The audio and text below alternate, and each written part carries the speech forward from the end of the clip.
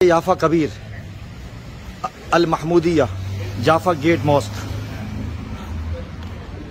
तल अबीब में हज़रत उस्मानिया के दौर की मस्जिद आपके सामने मौजूद है।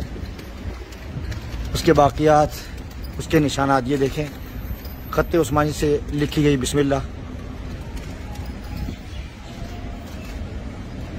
अंदर का मंजर मैं दिखा चुका हूँ, ये बाहर दिखा रहा हूँ।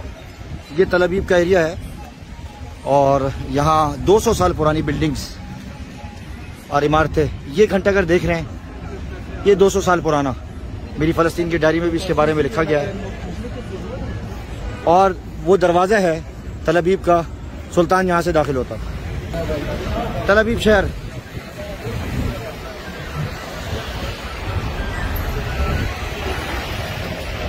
ये जो आप दुकानें देख रहे हैं, ये सारी दुकानें अरबों की हैं, सारी अरबों की दुकानें।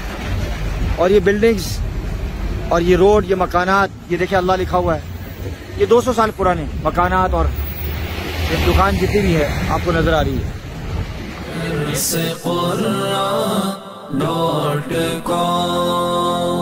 www.darsequran.com